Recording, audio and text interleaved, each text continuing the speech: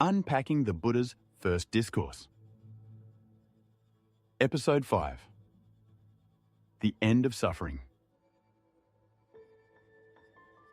First, what do we even mean by unpacking?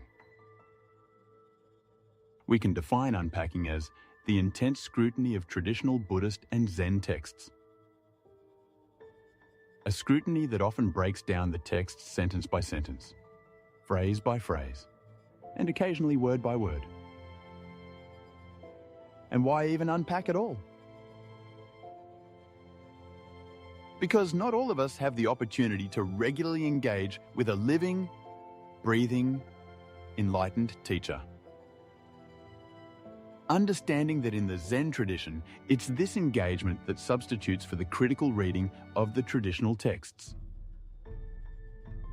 And so, for those who don't have the opportunity to regularly engage with a living teacher, there must be a return to the traditional texts as teacher. And with that return is the understanding that the texts are best approached as sequences of riddles, or perhaps as sequences of landmines. And these riddles must be reconciled, these landmines cleared, if we are to truly make progress. Let's continue. Consider the following text excerpted from the Sutta. Setting in motion the wheel of the Dhamma.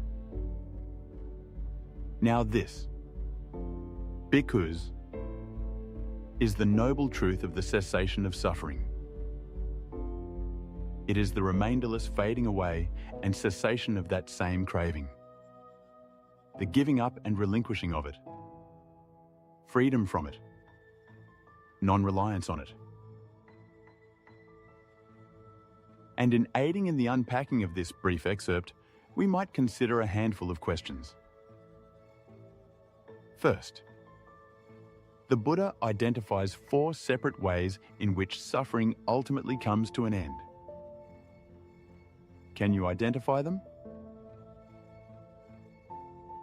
Next, when it comes to craving, how does it fading away differ from giving it up? How does the relinquishing of craving differ from freedom from it? What might it mean to be non-reliant on craving? And how does reliance on craving typically manifest in daily life?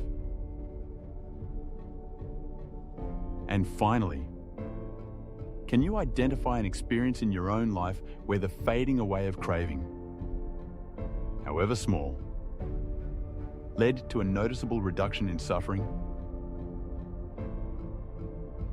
And so we're now into the meat of Buddha's first discourse. More to come.